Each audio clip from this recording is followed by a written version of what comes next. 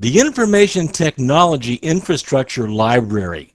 Usually when you hear the term library, the picture comes to mind of rows and rows of books and magazines and books on cassette tape, many of which are totally outdated, except maybe for the fiction. Then, of course, there's Marion the librarian, and then there's the Dewey Decimal System. Kind of reminds me of what Cosmo Kramer said on Seinfeld. The Dewey Decimal System, what a scam that was. Well, in this nugget, we're going to explore the collection of publications upon which all of the information in the ITIL Foundation is based upon. And no, I won't be sending you on a scavenger hunt at the card catalog, I promise. So, giddy up. In this nugget, we're going to cover 4 general areas.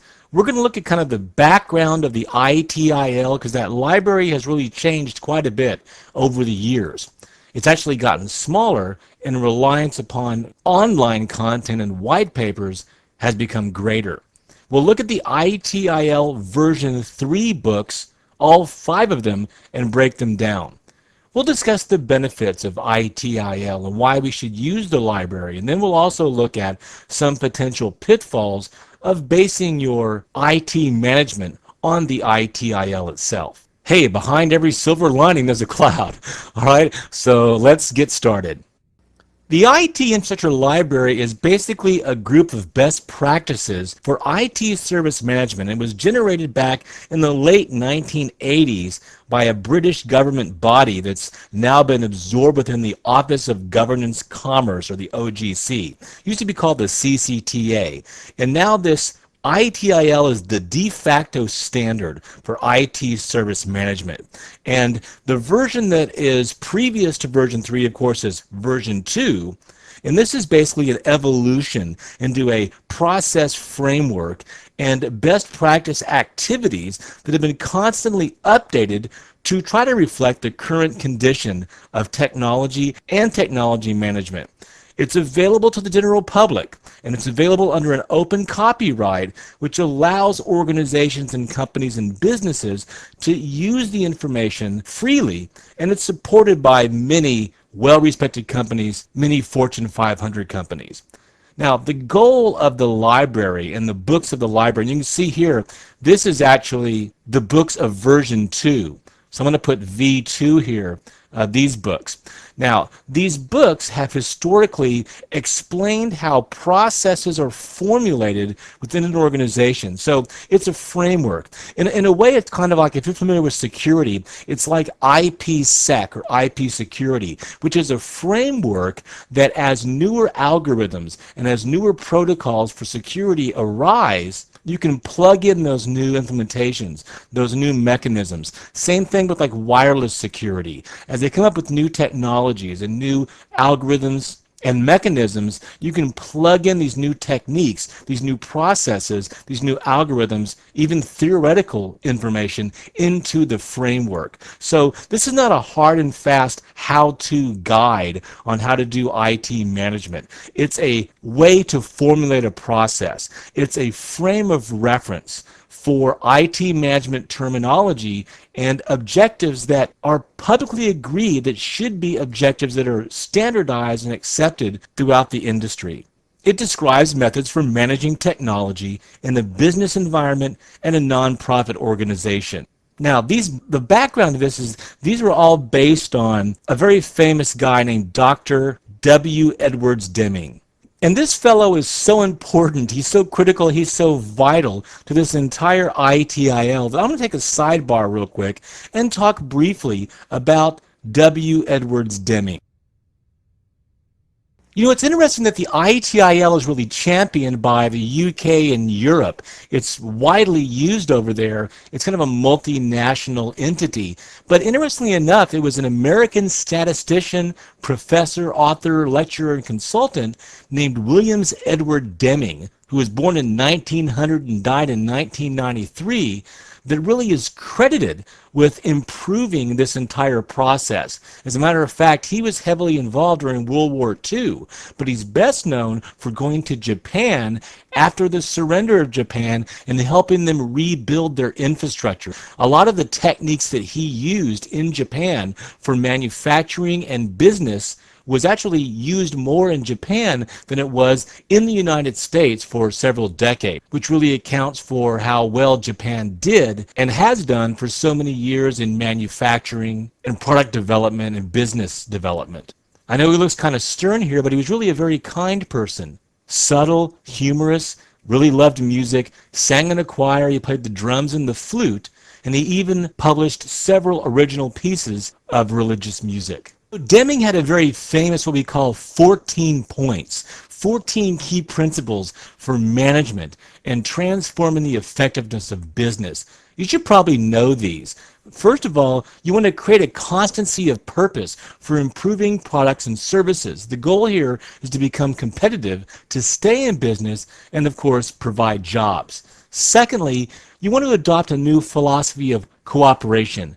Win-win. Now, you've probably heard that phrase win-win forever, okay? But guess what? It was created a long time ago by Dr. Deming.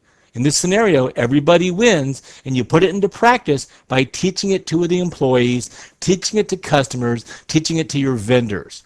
Thirdly, you want to cease dependence upon the mass inspection of your products or your services to get quality control. Instead, you want to improve the process and build quality into the product from the get-go. Fourth, you want to stop awarding business just on the base of price or cost. Instead, minimize the total cost in the long run and then move toward a single supplier for any one item based on long-term relationships of loyalty and trust. Ironically, that concept is kind of the driving point behind goofy comedies like Tommy Boy with Chris Farley and Gung Ho with Michael Keaton. Then, of course, there's constantly improve. Constantly improve and do it forever.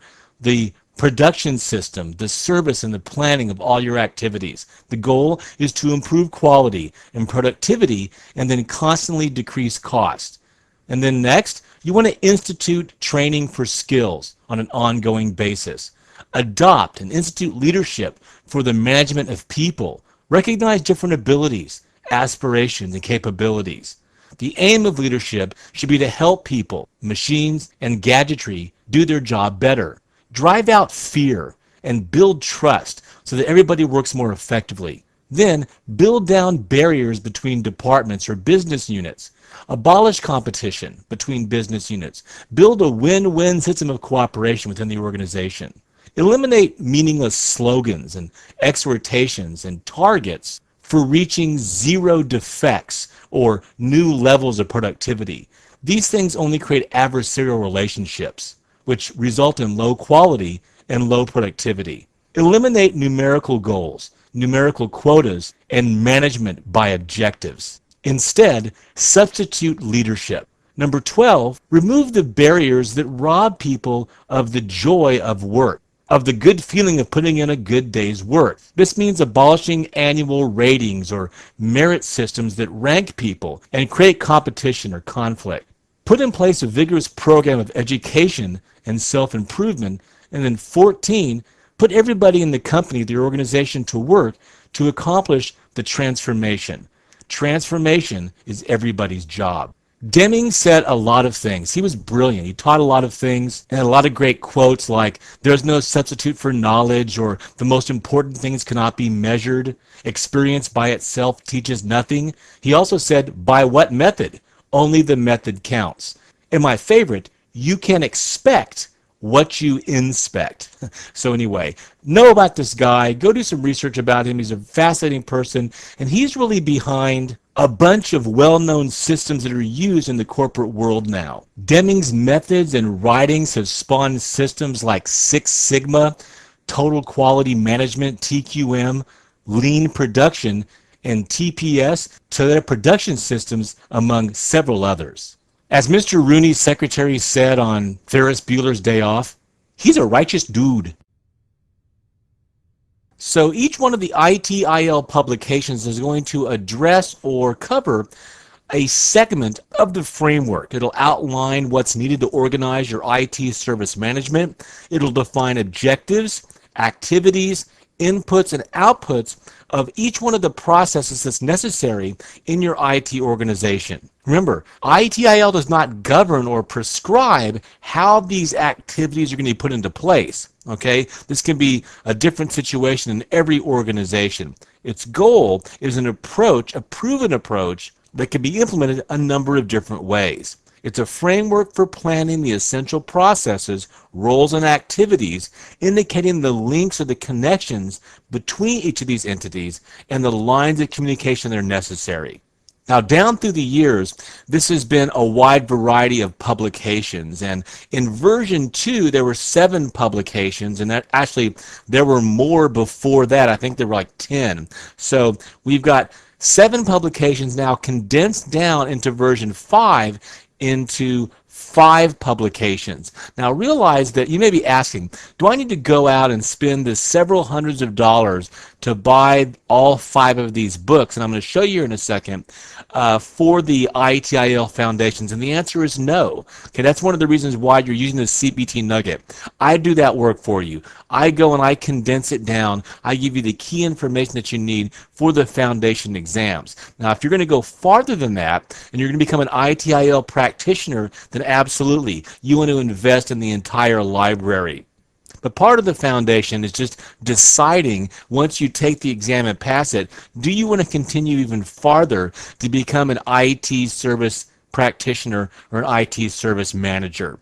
Now, there's also supplementary books and white papers, and there are also documents published on the web. And I'll show you the organization that you can go to kind of check out and keep tabs on all the different documentation for ITIL.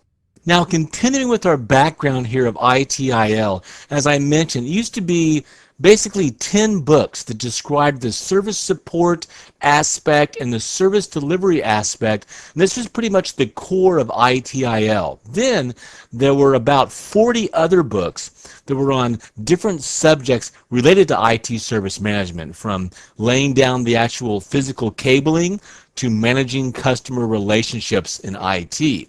But the original books of the ITIL mostly dealt with IT service management from an information technology perspective.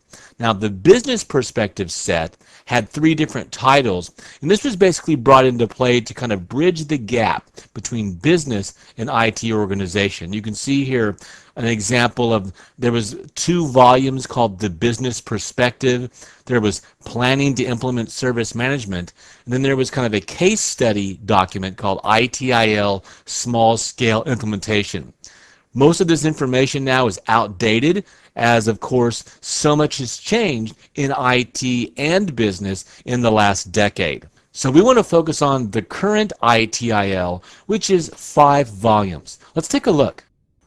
As I mentioned, the de facto standard for several years was ITIL version 2, and basically it had a series of books that we just saw, each one which covered one of the major disciplines in information technology. We also saw the supportive books that go along with it. But in December of 2005, the OGC, the UK's Office of Government Commerce, issued a notice of ITIL refresh, and this would be the Information Technology Infrastructure Library version 3, or ITIL version 3, which became public on May 30th, 2007, which introduced the publication of 5 new core texts: service strategy, service design, service transition, service operation, and continual service improvement, as well as a web-based glossary that you can get from the OGC by going to their website. Let me show you what that glossary looks like. This is the PDF file that you can get from the OGC. This is ITIL version 3 glossary, version 3.1.24 for from May 11th, 2007. You can see here it shows you on this page, it has the terms acceptance to alert. And then you can move down through here, and of course you have your term over here in this table, and on the right-hand side, a definition. And so we can go down through here. This would be a really great document for you to get. You don't have to memorize all of these different terms.